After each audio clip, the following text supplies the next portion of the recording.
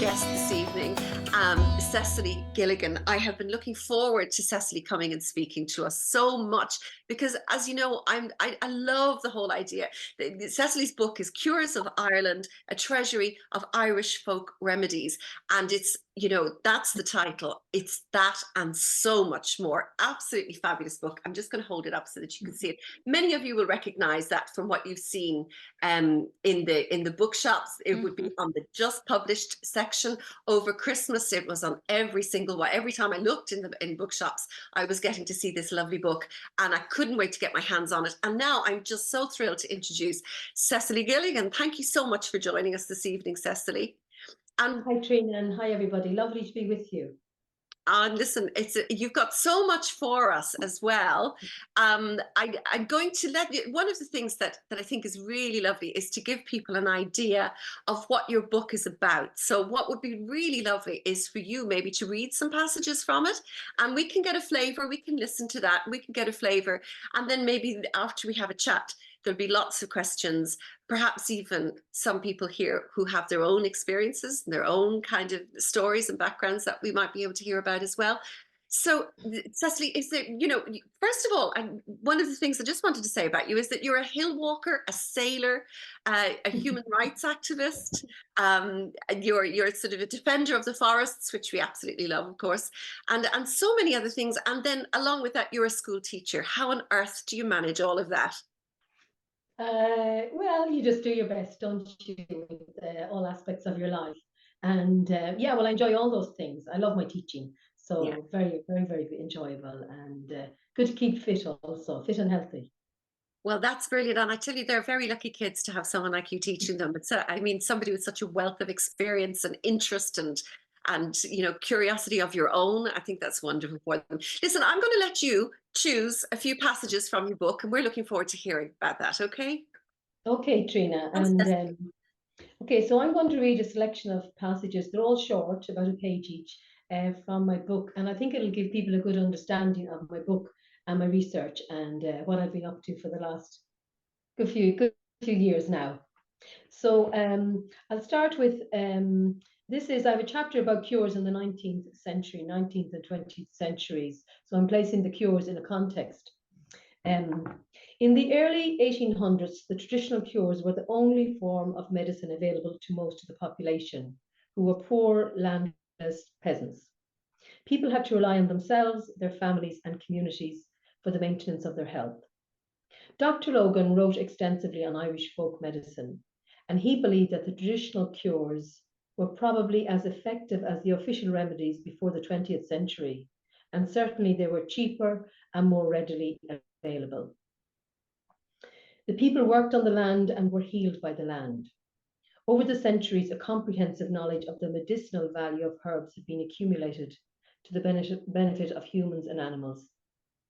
David Allen and Gabriel Hatfield documented the ethnobotany of Britain and Ireland, and they have written that the main mass of people depended for everyday first aid on local plant remedies, a herbal repertoire built up over the generations by trial and error, their knowledge transmitted by word of mouth.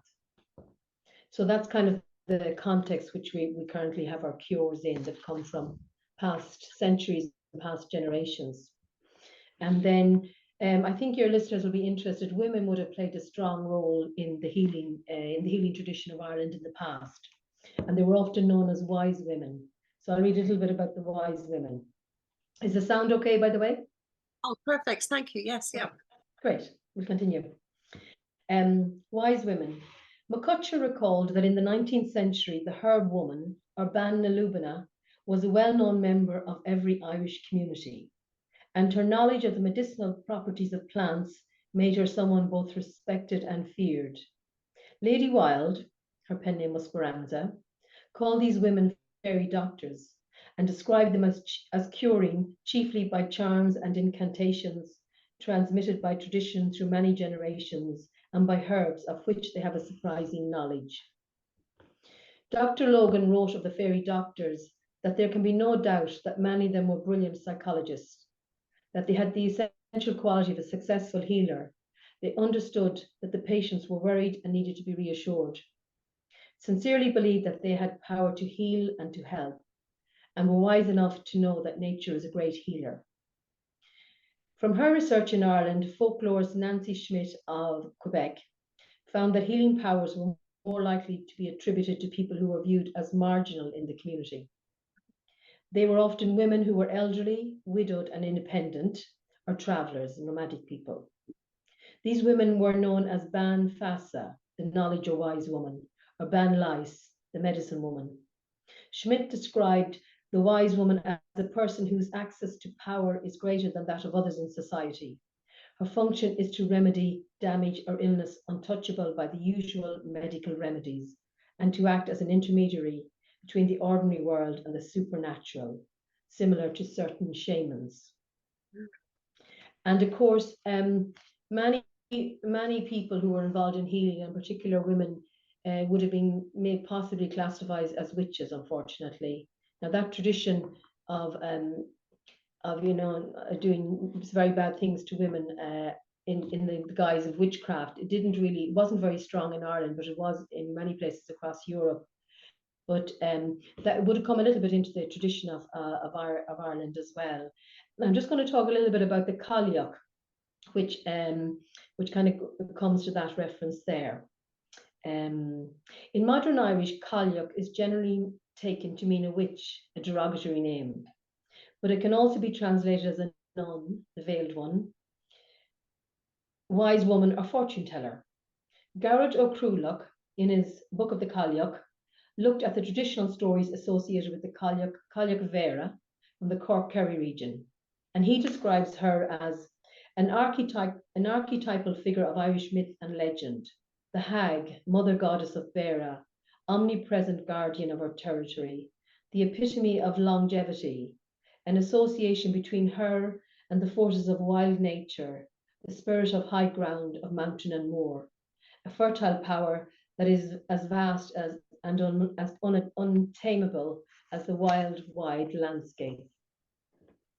O'Cruloch draws links between the pre-Christian Cailleach, the goddess, and the women of more recent centuries who helped and healed their communities.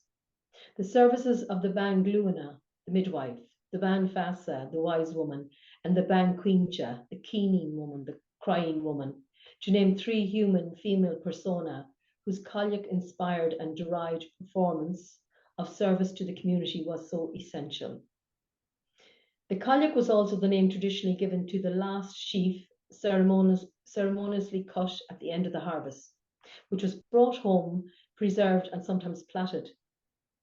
In certain areas, grain taken from this special sheaf was the first to be sown the following spring. Anne O'Dowd, a former curator of the National Museum of Country Life in Mayo, recalled that once it was taken to the home, the last sheaf became an object imbued with a certain mysticism. It was believed to be good for the health and well-being of cattle, the productivity of hens, the look of the household, and the welfare and safety of people. And then I'm going to move on, and basically I did lots of research in the recent last decade or two, and I interviewed lots of people, over 90 people who have traditional cures that are alive and well. So I'm just going to mention 1 or 2 of those, sort of to bring it right up to modern times.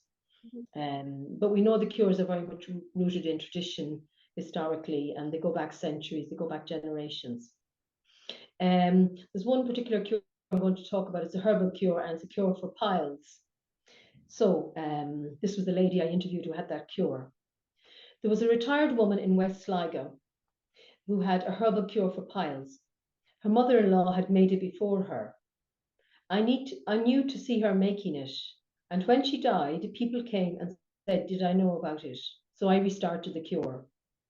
When the cure was requested, she would go into her garden and dig up the roots of a particular plant. She could identify this herb, but was not sure of its name. Just a small green leaf on it, and in springtime there's a little yellow flower. Once indoors, she washed the roots to remove any clay, then simmered them with a small quantity of petroleum jelly for a good while so that they will soften. Whatever juices are in it, they come out. Next, she removed the roots from the liquid and poured what remained into containers, where it cooled to an ointment consistency. She advised people to apply it as needed. This woman told me that the roots of the plant, they're the shape of what piles would be. So I think the herb in question is most likely lesser celandine, also known as pilewort. She had noticed over the years that the herb had become difficult to source as lawns had become more cultivated, and that it was easier to find in older gardens and wild spaces. She got good feedback on her cure. However, she acknowledged that maybe you don't always hear back from the people that it doesn't work for. She thought that in her area, quite a few cures had survived, but she said too that much of our traditional healing knowledge had been lost. They say there was a cure for everything. Allen and Hatfield recalled that in the Highlands of Scotland, lesser celandine roots were applied to small breast lumps. Also, in Cornwall and Antrim, this plant was used as a cure for piles, and a decoction of the roots applied with very hot compresses or a mild ointment has earned medical respect as an excellent remedy for hemorrhoids. Phil Cronin recorded an ointment made from pilewort as a treatment for piles in Mayo. The leaves and flowers were mixed with unsalted butter and applied. So that's a herbal cure. And also, many of the cures that exist today in Ireland are faith cures. So they're based on prayer, or people would believe that God is the source of the cure. And this was a young woman I interviewed. She had a cure for bad backs. And she had that because she was born breech. It's one of the ways you can acquire a cure in Ireland. A belief exists in the healing tradition of Ireland that those who are born breech, bottom or feet first, will have a back cure. Dr. Blake called a child born in this way a footling. He said they were bound to be a wanderer and that they can cure lumbago by trampling on the patient's back, a rough and ready form of massage. Now that man, Dr. Blake, he was writing about 100 years ago, 1918. There was a healer in Roscommon who was known for her cure of back pain. To help the problem, she would put her foot on the person's back and bless their spine. She had this cure because she was born breech. I have a special healing for the back. Anyone that's a breech birth has a cure of the back, of the pain in the back. Ted Kapchuk and Michael Croucher investigated the healing arts tradition worldwide, and they have written that the most common folk technique practiced from Spain to Russia was back walking. Fraught with ritual, the simple method of massaging the spine with the feet was usually conducted by a woman. In rural South Sligo, I interviewed an 18-year-old with a cure for a bad back. Bad backs, pulled or strained, I can't cure discs, she said. She was a breech birth and therefore had this cure. Her grandmother had told her mother,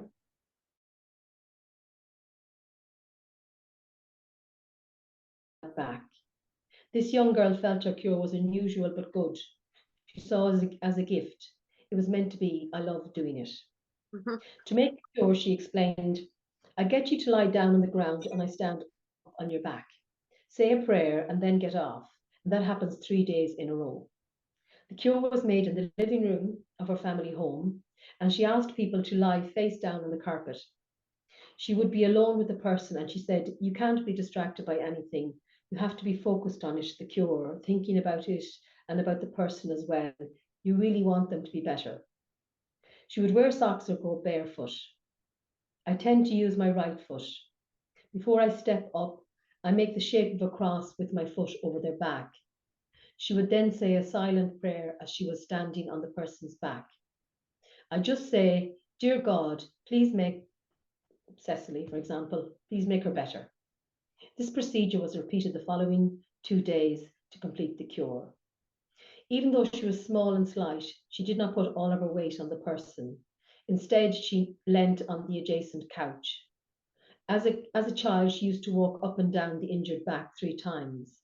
As an adult, she would stand on the part of the back where they said the problem was. Everyone says you seem awful light, but I don't think that I'm actually light. I think they feel me light.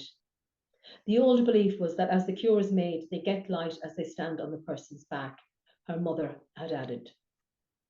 Okay, and then I also, as well as interviewing people, I also interviewed, or I visited places around Ireland like holy wells and healing stones and healing clays. So I'm going to read a little bit about stones and then a little bit about a holy well, and that will be the end. The stones, healing stones. Often these stones are called a Balon stone. So I'll just explain what that is. One meaning for the word Balon, it's an Irish word obviously, is a rock with a cup-shaped hole. And sometimes these eye-catching depressions are paired with a smooth, round stone which sits neatly in the hollow. Most likely of pre-Christian origin, these unusual stones can be found solo or in groups and at a variety of locations across Ireland. They are associated with healing, and Dr. Fleetwood noted that in particular they were supposed to be helpful to those with rheumatism and eye diseases. Balon stones may also have had a functional use, such as for grinding corn. Glendalough, a valley of the Two Lakes, deep in the Wicklow Mountains, is one of Ireland's biggest tourist attractions. Over 600,000 people visit it annually. Despite its popularity, this wooded glen remains beautiful and peaceful, with a hint of wildness. St. Kevin founded a monastic settlement here in the 6th century, and many of the buildings have survived years, the weather, and the Viking raids. There is an imposing gateway, a small cathedral, a little stone-roofed church, an impressive round tower, an old cemetery, and much more. In 2017, I went there in search of the Deer Stone, traditionally linked to CURES and one of approximately 30 Balon stones that were to be found at Glendalough. This curious stone rests on the verge of the pedestrian green road, which leads from the visitor centre to the upper lake, beside a wooden footbridge and path to the monastic city. It is part of a jumble of large boulders, possibly a collapsed megalithic tomb, that most of the modern day pilgrims, the tourists, just stroll past without giving a second glance. The Deer Stone is an excellent example of a Balon, a medium-sized stone, flat-topped, with a circular indentation cut into the middle of it. I found no evidence of this stone being utilised for healing purposes when I visited, but the water that had collected in it looked to me like a classic cure for warts. Janet and Colin Board investigated the Deer Stone in the 1980s, and they documented that it should be visited by the patient on Sunday, Tuesday, and Thursday in the same week, and each time he or she must go around it 7 times on bare knees. Legend say that St. Kevin tried to help one of his workmen whose wife had died in childbirth. The saint commanded a wild doe to come to this stone every day and to allow herself to be milked into the hollow. The deer's milk was then given to the baby, who survived, and hence the name of the stone. I was intrigued when I came across a reference by archaeological researcher Porrick Meehan to the Cailleach, the goddess, and her connection to deer. She milks deer as often as she milks cows. Her wealth is the wealth of nature, whether depicted as a deer goddess, a corn goddess, or a deity governing winter. The core themes of the Cailleach in legend and folklore are decay, renewal, and cyclical temporality. It may be that the deer stone source of abundance and healing is the pre-Christian goddess. And the holy well I'd like to talk about is a very well-known holy well, St. Bridget's Holy Well in Liscannor in County Clare, which I'm sure many people will be familiar with. Excuse me. It's one of our best known holy wells, primarily because it is along a major tourist road to the nearby cliffs of Moher. MacNeil, that's Moira MacNeil, recalled the tradition which connects St. Bridget to this well. It says that she rested there in her chariot on her way from Connacht to Munster.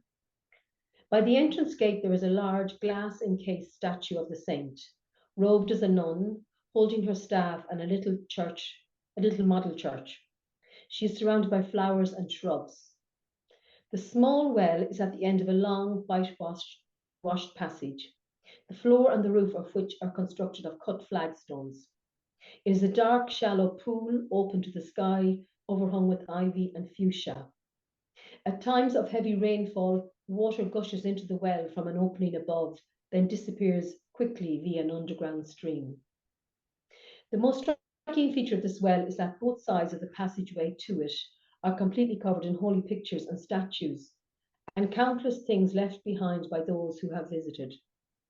These include lots of small portrait photos, memorial cards, baseball caps, ribbons, scarves, hair ties, bracelets, teddy bears, and candles.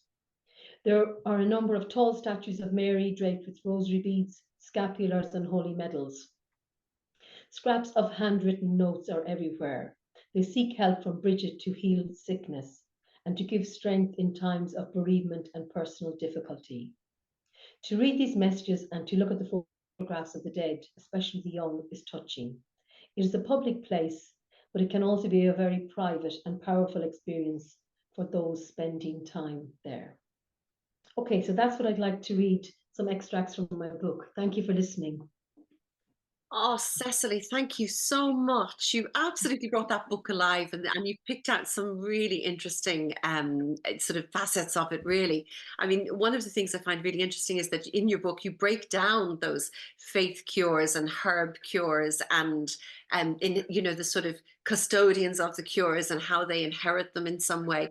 And then moving on to obviously the two, I love the two you picked. Glendalough, I can clearly see that stone, and I think many of us here can as well, as you come across that bridge. Yeah. And when I was a child, the notion of it was sitting in that, being able to reach. There's a stone that appears to be able to hold all of your fingers of your hand if you put your hand in it. Do you know what the one I'm talking about? I think I do, yes. Yeah, Yes. and if you could reach that, you would be married. If you couldn't, you weren't. Yeah, so I mean, the number of people who'd sit up there and have a good old, you know, could certainly get their fist into it. But I didn't know that it was cures, and I'd never heard that before until I read your book. Yes. Yes, Interesting. so I came upon that and then I went in search of it because obviously Glendalough is very well known and the Balon stones are very interesting and they're, you know, many locations across Ireland. Yeah, well, I start looking out for them now. That's the lovely thing about this book, is that, you know, things that you really had begun to think, you know, were disappearing, it actually brings them into life again. You know, the Bridgets Well that you mentioned as well. Again, it's one that, in fact, I only saw it there last year, and I'll be going there in a few more weeks' time as well. It's you depict it perfectly as well. So Yeah. can I ask you first of all, do you have sort of star amongst all your custodians of cures? Did you have somebody who really stood out in all of those people that really charmed you in some way? Uh, well, yeah, well, a number of people actually, but you know, really interesting cures. I interviewed a young woman in North Leitrim, a mother in her 30s with lots of children, and she had a herbal cure that had been passed on through generations in her village. And she went out and picked about 13 different types of herbs. Took a long time to make during the summer months, and then she came in and simmered it in unsalted butter, and she produced a green kind of a green butter, and that was a cure for shingles, and it's still a very popular cure today. So I thought that was a very interesting cure, and it involved quite a lot of work. Mhm. And then the local butcher, because she had a private house, obviously, but sometimes people might be calling looking for it because it's very popular, it remains popular. The local butcher was keeping it in the fridge in his butcher shop, so people could go in there and collect it from there. And So they it's just her. people. Pardon?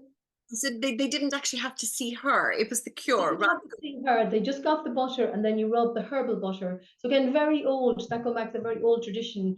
And again, if I talk to that lady, she wouldn't really understand. She would just make it as it was given to her and pick the herbs that were directed, but she would never have questioned it really what the herbs were used for. Or the medicinal value, I suppose you would say, of the herbs. But I found it quite fascinating, quite a complicated cure, and that it still exists and that it's still in use. Another cure I really liked, that would be a very classic herbal cure. Unfortunately, we have lost a lot of our herbal cures. They were really only about 20% of the cures that I investigated. So a lot of our herbal knowledge has unfortunately been lost. So we might try and start trying to reclaim a little bit of it in whatever way we can. And then the faith cures, yeah, a lot of faith cures, and of course they're very important. And one cure that I really liked, again, very old cure, was the cure for hearts. Yes. So I interviewed an old man who makes it. This cure is passed from man to woman to man. And he had been given it by an older woman when she got old. People tend to hold on to their cures until they're too old, or they feel they might have poor health, and then they pass them on. So can be made by young people, are often made by young people, but then they would tend to hold on to them. But the heart cure is very interesting. Basically, so you've got an issue with your heart and you need some healing. You would bring some oatmeal, and you had to go and see the man, usually 3 times, if not more. A lot of the cures involved the number 3. And then he had quite a complicated ritual involving prayers. But basically, he had a cup, put the oatmeal that you brought, pinhead oatmeal to him, covered it with a handkerchief, put it into the cup, and then he placed that around your body, around your chest, and around your torso, and under your arms. And a series of locations. And he said his prayers, and he laid hands on your head. And then, but the interesting thing about that was when he removed the handkerchief at the end of the ritual, if there was a little indentation in the porridge, in the oats, it meant that there was a problem with your heart. If there wasn't, you were okay. But if there was, you had to come back to him again at least 3 times. And also, you had to take the porridge home, keep it very close to you, and you had to cook it and eat it. So I thought that was a very old ritual. And again, the man wouldn't question. He just said, that's how it was handed on to me, and that's how I made it. I find that fascinating because within them there's a great humility. There's a great sense that this is a responsibility that's been handed on to them. And what's the part that I found really interesting was that people would think in these cures and remedies and that it's healers, but in actual fact, although you might call them healers, they're really custodians of cures. They've inherited this. It's been passed down to them, or there's some quality about them that allows them qualify really as a other. I mean, you mentioned when 2 people of the same surname marry, their children have a sort of would be known to be able to carry cures, or Yeah. be the ones who would develop the cures. So those people might have cure for whooping cough or for mumps. It varies. So there's different traditions, and everybody has their own traditions, and they believe quite strongly in them. But yeah, I don't call my people healers as such. I call them the people with cures, because it could be Trina, it could be you, or it could be I, just regular people, and we have this other dimension to our life. And most of them would be very modest about their cure and just say, well, it was handed on to me. Maybe my parents gave it to me, and I just do it, and I do my best, and I hope to pass it on to the next generation if I can. So very humble, I found, and very generous. People are very generous of their time and energy, because it can involve quite a lot of work for some people. Some of them are very simple, like the prayer cure for hemorrhaging, for bleeding. You would just call. I interviewed a man in North Roscommon that had a cattle dealer, a farmer, and you just call him and he says the prayer for you, and it's still very popular. People phone from all over the world to get this cure, and a few people would have that cure. So I mean, he is on call. He said he keeps his phone beside him at night and everything, and someone might have an emergency and need to call him. So great generosity of spirit, I would have found with the people with the cures. And then there are some people that were healers, in particularly the seventh son and seventh daughter tradition. Yeah. So sometimes they would go on and they would become a healer, but they would generally cure ringworm, maybe warts, and then other skin conditions. Ringworm is the classic cure for a seventh daughter or a seventh son, but some of them would also become healers. Now, yeah, that's Gail asks a very interesting question there. She's saying, have you tried making any of these cures yourself? And I think that's really interesting, because that asks the question, can someone choose once if they know about the cure, can they choose to just begin making it? Or do you actually have to be chosen? No, generally what I found is that you have to be given a cure, or maybe you inherit a cure, or you acquire a cure. For example, if you were the breech birth, also a posthumous child, if your father has died before you were born, those people would have a cure for thrush. They call it foul mouth. But generally, no, people would pass on cures, and they would choose someone to pass the cure to that they probably like, or that they think would be good for the cure, that would be able to would be a good guardian of the cure, custodian of it, that would protect it. So generally, people just no, I wouldn't say you just say I'm going to start making a cure. You have to kind of get it by some means, or someone would. But if you're interested, people might pass you on a cure. People would also try to, if they're within a family, they try to keep them as part of their family tradition. They believe it like it's part of their inheritance or their family history. So they Yeah. like to pass it on often within the family. Well, that kind of begs the question, since you interviewed so many, did anybody that you came across want to pass on a cure to you? Well, if actually, recently enough, someone did actually. People have mentioned things like that to me, and then someone did ask me, would I like the particular cure? But it's quite a complicated cure, and it involved. I basically I travel and I come and go quite a lot. So I said, I think maybe you find someone else who'd be around a bit more, who'd be more flexible than I would be. Yes. So, but I was actually trying to help them find someone that might. They were just getting a little elderly, and they were saying, "Can you find someone that might help me pass it on?" So I was made a few inquiries, but yeah. So you never know. That man, for example, sometimes people are given cures by strangers. That man I said who has a cure for bleeding, he was at a mart one day in County Roscommon, and a man came up to him that he'd never met before and put a little piece of cardboard actually into his pocket of his jacket and said, "That might be of some use to you." And when he went home, he took it out, and it was a prayer, a special prayer for the cure of hemorrhaging. And he was a younger man, and he said that at the time he didn't pass too much heed of it, and he put it into a drawer. And I don't know, it was maybe 20 years later, he had a baby boy with a terrible nosebleed, and there was pandemonium in the house. And he said, the prayer. And he went and he looked in a drawer, and he said he actually had moved house in the intervening years, and the prayer was there. And he said the prayer over his son, and the bleeding stopped. And then from then on, he kept the cure going. Mhm. And people would often have said that to me, they feel a certain compulsion, or even if it's awkward or it's difficult or it's, I want to go shopping, but instead I have to make the cure. They said, you feel compelled to do it and to keep the tradition going and to Mm. keep it alive. And Yes. also then, if Trina, if people didn't want to have a cure, you can pass them on. If like for example, one woman I interviewed had a cure for headaches, which had been given to her by her father, and she did prayers and measuring of the head with her father's old tie actually. And she wanted really to pass the cure to her daughter, and her daughter was interested in it and keep it in the family, but she had to pass it to a man.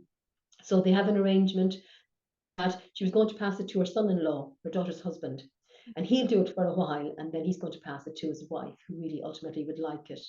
Very So yeah, so if you have a cure and it's not working out for whatever reason, it's very important to pass them on and keep them going.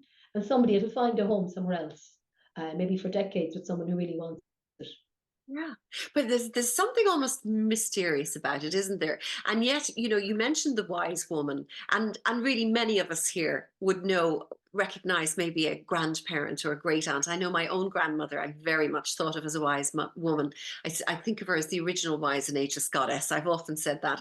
And she would know. I mean, she didn't make, there was no deal of it, but she'd just come out with some tea or poultice or something, that she had, or she'd wander off the fields and over to a lady who was due to have a child. And she'd had an understanding that that baby was coming, and a sense of knowing, that she was needed, or indeed the other part of that was laying people out and that sort of thing as well. So that kind of wise woman who you mentioned there, that it was thought that they would have an almost an instinct for what somebody needed psychologically as well as emotionally or physically.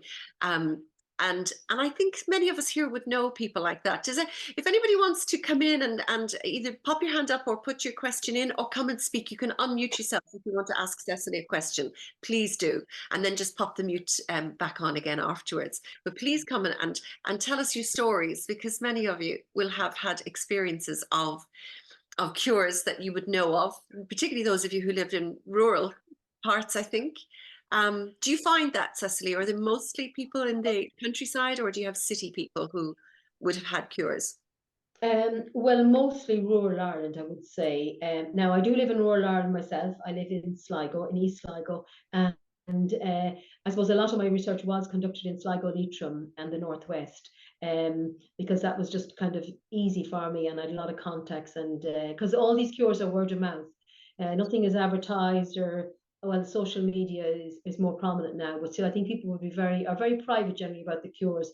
So you would make your inquiries and then go looking for people and hopefully find someone that will be willing to talk to you, which I did obviously lots and lots of times. So rural Ireland, yeah, I think the cures, as I said earlier on in one of my little pieces, the cures have come from the land. People were healed by the land, and people were very close to the land. But having said that, I mean, there was cures in villages, cures in small towns. Come across a number of cures in my local large town. I didn't explore the cities very largely, so somebody else might be willing to do that research. But also, you know, Irish people in general, we're all 1, 2, 3 generations away from the land. A lot of people aren't very far from rural Ireland. So people in the city would have brought those cures and those traditions with them. Now, I'm not sure how well they would have survived. One man I interviewed here in Sligo, actually, County Sligo, he was a Dublin man. He's a Dublin man, and he's a seventh son. And his family were country people. His parents were country people, I think from Kerry, and they knew the seventh son tradition. So when he was born, they knew that he was the seventh son. He would have this blessing, this healing power. But he said he didn't make his cure in Dublin. But when he came to live in the West, people found out however way from him that he was the seventh son. So they said, right, you got to start doing your healing. So he started healing ringworm, and he said his first cure was on a horse, because he was a horseman. He was interested in horses. So some of the cures I also write about my book are for humans and animals. Some of them specifically for animals. And sheep, you mentioned, is it Orph, which is a Or yes, Orph is a cure. I interviewed a woman in Leitrim, way up in the hills of Leitrim, and she makes a cure for Orph in sheep. So it's like when they would get it's contagious infection, I suppose you'd call it. They get blisters on their mouths, and the lambs will be unable to suckle, and they'll ultimately can die. And seemingly it's very contagious. It spreads really quickly within flocks. So actually that was interesting. This woman had the cure, and she was given it by a man, a local man, no relation, but he knew she was a good woman with sheep. She liked sheep, and she was kind to sheep. So he sent her the cure one day. I think he wrote it down and sent it to her and asked her to keep it going. And she said when she passes it on, she has to find someone that'll be good to sheep and love sheep. But it's a prayer cure. Well, there's quite a complicated ritual with it. And she had to go out and make it in the daylight in the fields. It took 10, 15 minutes to make. And she wouldn't tell me exactly. Most people with cures have secrets. So I was very respectful of that. And that's often the way they think the cures will survive, or the way they can be passed on, the secret element of it. And one interesting thing about that cure is, so you would phone her, you're a farmer and you've got your flock have Orph, so you phone her and then you have to tell her the exact number. So it's very specific. So if you phoned her and you said, I have 17 sheep with Orph, she will make the cure for 17 sheep. But if you've forgotten 1 or 2 and you actually have 21, she said only 17 will be healed. So she was very confident about that. And people would phone her all the time, and her number was up in the local agricultural stores and in the mart. So people would pass around, you know, you meet people and then they say, I have this animal, this problem, and pass the information that way. Well, it would be devastating, I imagine, as well for sheep farmer, you know, if this got, and and as you say, it's so contagious. And tell me, so a lot of this is, there's a lot of prayer, there's a lot of faith in it, a lot of folk, and handed down through many generations. There's almost a kind of, whilst there is prayer and faith, there's almost a kind of pagan kind of ritual about it. How were these seen by the church? I mean, was it something that was tolerated or revered, or how was it seen? Well, my understanding is that I think probably most of the cures are pre-Christian, or they certainly go back hundreds of years, possibly thousands of years. I mean, it's very hard to know, but that's what we would assume. Certainly, the holy wells are thousands of years old. And then my understanding of is that, you know, most of the cures today, like I would have asked people, what's the source of your cure? What causes the healing to take place? And overwhelmingly, they would have said God. So people have, you know, their understanding of what is the source of the cure, and the prayers are maybe Catholic prayers or other types of prayers. Lots of Church of Ireland people, Protestant people with cures and avail of cures also.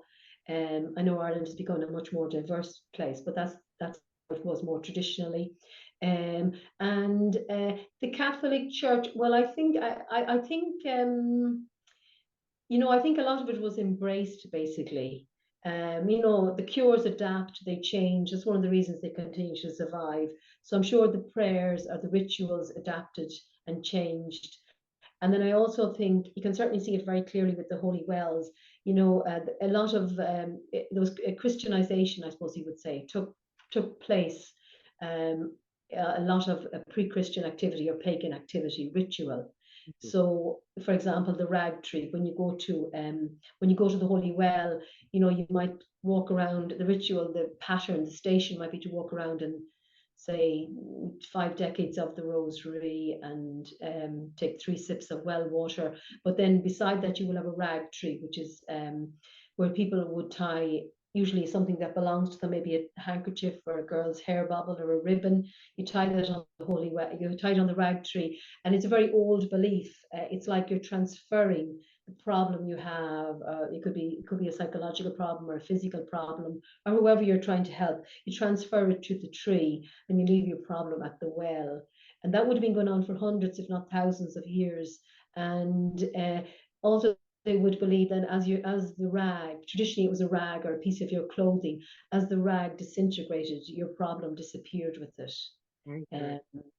Yeah, and So that idea of transferring came. That's the same for, you know, the warts and you know, you told the story of someone who found 3 coins, or rather he turned up with warts and his grandmother said, have you got any coins? And he had 3 coins he had found, and she said, well, that's where you got the warts from. So in other words, somebody had left the 3 coins and whoever was going to pick it up was going to get their warts. And she suggested that he just put the 3 coins back, and then obviously someone else was going to pick up his warts. But interestingly, on that, in fact, my father-in-law was a doctor, and he would buy warts from the patients, particularly small children. He'd sit them down if they had warts. He'd say, you know, well, I'll give you a coin if you give me the wart, and see me the wart would disappear. He was a country man. His father and grandfather before him were country doctors in Clare, in Ennistimon. But an interesting thing about that, and I often think it's really, you know, it's just strange, but one of my daughters, when she was very young, had a very large amount of warts on her, just under her chin, and being sort of 2 or 18 months to 2 or thereabouts, she was always, you know, she had a bottle or whatever else. So it was an area that was very moist and it was very uncomfortable for her. And her grandfather, my father-in-law, had passed not long after she was born. He passed. And so we took her along to his grave, and we said to her, she was dancing along through the others, and we said to her, ask Granddad to take your warts. And the following morning she woke up and she had not one single wart on her chin, and she had had dozens of them for months and months. It was so, not even, you know, raw skin, it was clear skin. And this was the following day. Absolutely. Yeah. And, you know, one of those great miraculous things. But I mean, she was even too young to have placed any great faith necessarily in that either. But, and maybe she completely did, and that's why it worked. But some of these things are quite mysterious. Yeah, fascinating. And I'd interviewed a man in North Leitrim who also bought warts, like your late father-in-law did. And when you went to see him, yeah, he would maybe touch the warts and say prayers, but he would say, will you sell the warts to me? Can I buy your warts? So again, the children would love to do that, get rid of them. And he would give them a safety pin. So the adult or the child got a safety pin. I think he just gave them one safety pin, irrespective of how many warts there were. But Trina, the interesting thing was that he told them you had to get rid of that safety pin where it will never ever be found. So you had to like put it into a wall, a cavity wall, or I don't know, bury it somewhere very deep, and it was never to be touched, never to be interfered with. So it was like you were transferring the illness or the problem or the warts into the ground or into the earth or into something else. So I came across that kind of belief with various cures. You know, it would be relatively common. Yes, that's fascinating. Now you've got a couple of questions. Let me see. Aisling, you're saying, is the rag tree a hawthorn tree? It varies, but often it's a hawthorn tree. Sometimes it could be an ash tree or a sycamore tree. So it seems to vary. The hawthorn tree obviously has the tradition of being very closely associated with the fairies. But it could, Ashleen, it could be something else as well. And so if you go to your local holy well and look at the tree and see what it is, but often a hawthorn tree would be very popular. Yeah. You do mention in your book that, motorways have been diverted so as to not disturb some of these very precious trees, the fairy trees or the fairy forts and rings. It's interesting, isn't it? In a sense, in Ireland, we've had the freedom to sort of maintain that kind of culture and tradition here. And it's something that is just part of our story, really, isn't it? This reverence, in a sense, or Yes, respect. yes, and Yes. it's still, people might think, be a little dismissive of it, but I think the belief is still there and it's still quite strong. And yeah, seemingly about, I think it was 1999, a highway or a motorway down Clare Way was diverted because there was quite a significant fairy tree there. So they were told, because generally the belief has always been in Ireland, and it still exists, that to interfere with, say, a fairy tree or a fairy wrath, a fairy fort, you bring bad luck upon yourself, misfortune, could be ill health or financial misfortune. So people, I think they still, in rural Ireland, the farmers still take it seriously, and it has afforded respect and protection then for a lot of national monuments, Hmm. there where our ancestors would have lived in the past, and the fairy wells. And hopefully, obviously, that belief will remain strong and the heritage is protected. Well, I agree with you, and I think also that the more we're sort of sort of being more conscious of our environment, particularly the trees and particularly the woodlands and that kind of thing, I think the more it will be noticed. And one of the things you mentioned was that some of the herb cures in particular have died off, but then there was an introduction of herbicides and pesticides and things that were going to kill off so many of those. What would have been taken, you just go out into a field and pick it. I mean, I Yeah. remember fields full of cowslips when I was a little girl, and you could bear. I mean, now if you see them, it's so rare. It's so Mm. precious. So I imagine that this may well have done away with an awful lot of them. We hope that they're reintroduced and brought back in again. Yeah, because I think, yeah, a lot of people who have cures would have said to me, yeah, if they are using herbal cures, they're very careful where they pick their plants, places which they feel won't be polluted or won't be interfered with. But yeah, it can be a challenge to find the plants that are clean and that haven't been interfered with anything. Obviously, in the past, but agriculture is quite intensive now. So that's one of the consequences of that, is that it can be hard to source the herbs, and the diversity of herbs and the quantity, like you said, cowslips are becoming quite rare. So, but of course, all those things can be reversed. It's not that long ago when rural Ireland really was flourishing and there was wonderful biodiversity, plants, flora, fauna out there. And now, unfortunately, we do have the government has declared a biodiversity crisis in our country. So that's something we obviously have to, and a climate crisis. So that's something we have to seriously address. But I do believe the plants can come back. It's like everything, if they're given a chance, and the diversity of plants, and that there are cures that have been used by our ancestors, and that they are there, and that can help us in the future. And pharmaceutical companies, they are very aware of this also. And worldwide, if they understand that plants have a healing reputation, they're more likely to investigate it and to figure out what's going on there. Mm. So there's a lot of wisdom in the old ways and the old traditions. Uh, Absolutely. Absolutely. mm, I hopefully it will. I mean, I wouldn't mind if they turned the entire country into a national park. So we can't, that idea in the Burren or wherever, if you come across a little flower or whatever, you can't pick it. It's very much meant to be where it is. It'd be lovely to see something like that continue. Can I just say, Morland, this is my sister-in-law whose father was the doctor we were talking about. She was a school teacher as well. And she said, I used to buy the warts from the kids in school too. Morland, well done. I hope it worked really well.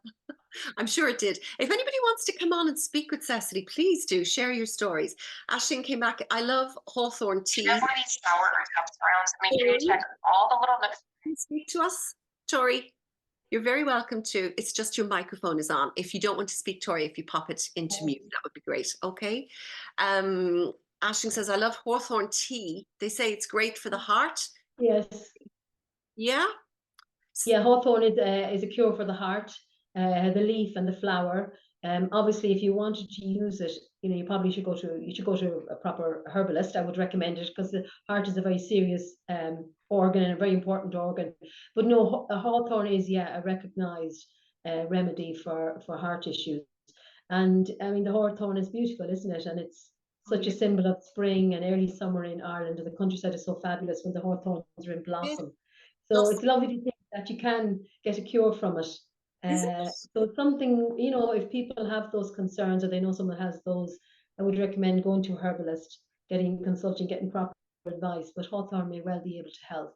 And check that in taking it, you're not Exactly. not messing with your own medications. And consult with your own doctor, of course, your GP. And we do have wonderful medicine, obviously, in Ireland. We're very lucky in the Western world. We have fabulous medicine. But I think there's a place, the old traditional cures have survived. And ultimately, what I conclude in my book is that I think they don't work for everybody and every time, but I think they work for many people. And I think that's the reasons they've managed to survive, and they continue to survive, and they have for decades and hundreds, if not thousands of years. And I also think the cures are meeting, it's more than a physical need. I think there's also a psychological and a spiritual dimension to the traditional healing, the traditional cures. Because, for example, if you go and see someone, the man who has the cure for mumps, for example, there's a complicated ritual involved, but you go and chat to him and you tell him your worries, you tell him your problems, and usually you get a cup of tea. People always offer a cup of tea, and it's just a nice human interaction that occurs, and that can be very offer solace to people and support to people. And then the praying, the saying of the prayers, the spirituality of it, that can also be very comforting, I believe, to people. So I think the cures, it's quite complex, really, and there's a lot going on there that may not be too obvious. But I think it's all contributing to why the cures work and why they survive. And the sort of word of mouth that you mentioned. I mean, there's one of our member actually whose son was born very sickly, and in fact spent most of his first couple of months of life in hospital, very seriously ill, and wasn't expected to survive. And it was a kidney issue with the little fellow. And she went because there was almost no hope. She went to a healer, a faith healer, who didn't need to see the child and was able to say the prayers and tell her that she would not have need for another doctor for that child very soon. And he turned the corner, and he just became well, and the doctors thought it was a miracle. And so I mean, she naturally would have told another person and many others, and this would be so. I mean, yes, there was great hope for her. She was so grateful for that. But her son has gone on to be a fine man, a father of children now, himself. And I think when people have that kind of, I'm going to say testimonial, but it's even more than that. It's their testament of these people. It's incredible, when everything else is given up. And the fact that this is, you're there and you really need this person to bring you that last shred of hope. It's an incredible thing. And I know when you say that these people are so humble, and they very often don't charge, at the very most, maybe just to cover their costs. And yet realizing that they've done so much good. I mean, even that lovely lady who makes that pile creep, can you imagine what a lifesaver that is at the end of the day? I mean, it's exactly what a lot of people would need. But listen, and so, sorry, Mary, excuse me, you came in and you said there's a fine of €10,000 and 5 years in prison if you demolish a fairy ring or a fort. Right. Mary? Well, that's... Do you want to share this with us? Where did you come across this? That's a gap. And is there anybody lolling in prison at the moment? Oh, well, I know somebody who nearly did. Really? I knew somebody who had land of their own down in Galway, and he decided to take it upon himself to take it down. And it was a whole scrub area, and there was a fairy fort underneath it. And a neighbour of his reported him, and he ended up paying 10,000 of a fine, but he didn't get a prison sentence or anything because he settled it. But there's been numerous ones all around the country with farmers. Another guy in Kerry bought land and demolished one as well, and he paid 25,000 in a fine. So it's only if somebody reports somebody doing it. Other than that, they can get away with doing it. Well, I tell you, the fairies would have got their own back on anybody paying 5,000 Yes. or 10,000. That would put a Yeah. hole in your pocket. Mary, Yeah. thank you for that. That's very Okay. now, if anybody watching this is tempted at all to go mishandling fairy forts or rings or anything like that, stay away. Yeah, they are protected. They're protected structures in Ireland. I'm delighted to hear it. That's brilliant. Okay, the charm continues. Thank you, Mary, Great. for that. And so, Cecily, is there any chance you'll write another book? Is there another book in you? Um, I'm not sure. I see. I'm busy teaching at the moment, and this book is it's done really well. It's very successful, and I'm surprised because it's my first book. I put a lot of work into it, but it's wonderful that it's done so well, and my publisher is very impressed. They're really pleased with sales and with the positive response to it. So another book. Well, I do like writing, and seemingly my writing style is pretty good. So I think I would like to do something. I'm actually very interested maybe in children's literature, writing for children, because I've spent a lot of time with children over the years teaching, and I'm a primary school teacher, and I think I might like to write some children's literature, but we'll see. We'll see how things unfold. Oh, look, I'm so glad. And tell me this, what brought you, what made you curious about folklore and cures and herbal remedies and that kind of thing? To begin Well, it goes back to childhood, really. I grew up in the countryside in rural Ireland, in rural Sligo. And yeah, I was very close to my grandmother. She was a great lady. And she lived to be 100, very hale and hearty, well into her 90s, late 90s. So when I was a child, we got on really well together. And I suppose my grandmother had been born in the 1890s. with. So, and she actually had lived in Canada. She lived in Toronto. She'd emigrated, but she came back to Ireland.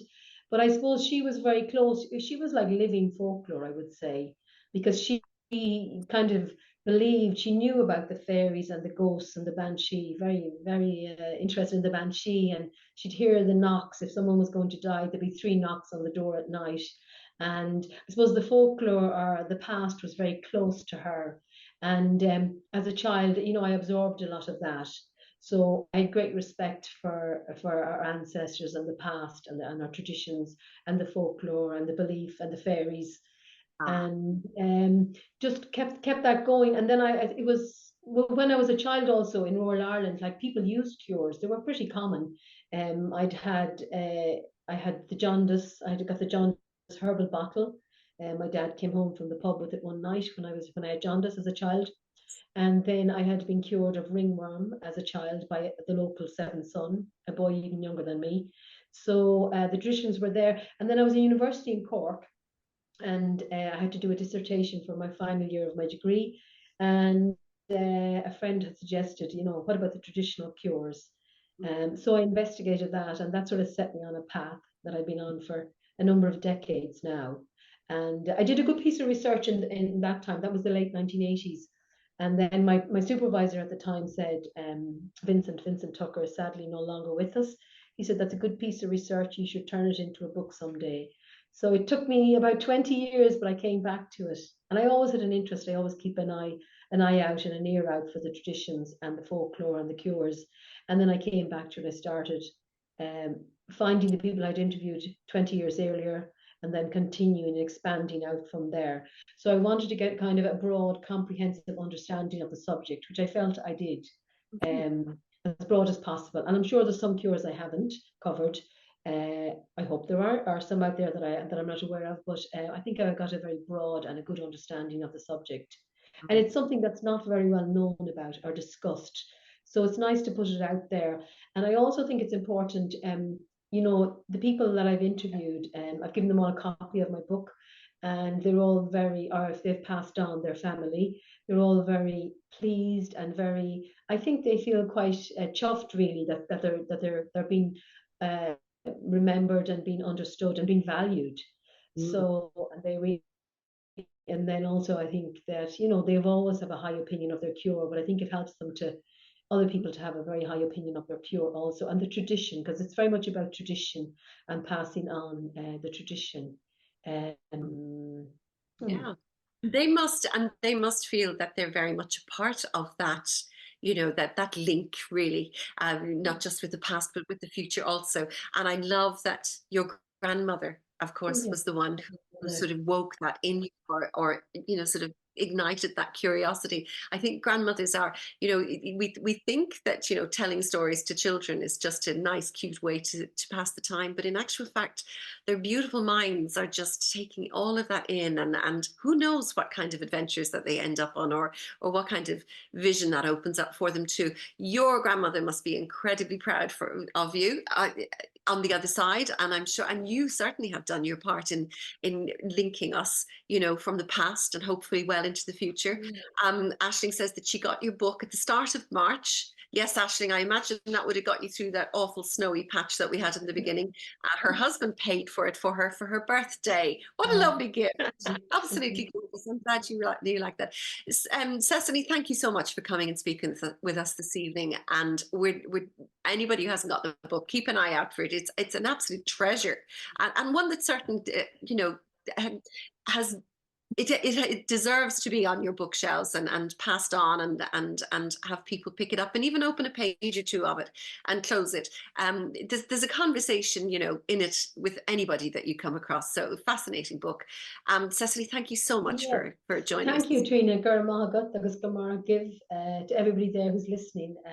And lovely to be part of your Tuesday club. Oh, listen, we're delighted to have you. All these wise, you know, you're a wise and ageless goddess. That's what we wanted here too. So Tafol Churot, very interesting topic. Were there any cures for eye problems? Eileen, you'll have to look at the book now at this stage. Yeah. But there absolutely are. So that's lovely. Holy wells are often associated with eye problems. That's true. The Holy Well there at Galway, or just St. Augustine's Holy Well at Lochatalia. It's in my book. Yes, it's in the book. Follow the book. Off you go and look for that now. Lochatalia. We had just as the very end, because no, we don't have it on video, unfortunately. The beautiful Celeste Ray, who's an anthropologist in. Do you know of Celeste? Yeah, I talked to her a good few years ago. Actually, we hooked up. She knew what I was up to, and she's interested in the Holy Wells. Yes. Celeste has come and spoken to us here one evening, and her work is wonderful as part of the National Archive now as well, which is wonderful. So anything we can do to keep it going, we're delighted to. So thank you so much, Cecily, and the very best of luck with that. And we'll keep an eye out for what's coming next for you as well. Okay. Best Bye, of luck. everybody. Take care of you. Bye-bye. Thank you so much for being here this evening. We'll see you hopefully in a fortnight. I'll be in touch. But everybody have a wonderful Easter. Enjoy the break. And hopefully spring will definitely make its mark on us before too long in April. Take good care of yourselves. Good night. And Cecily, thank you again so much. Bye-bye now. Bye-bye.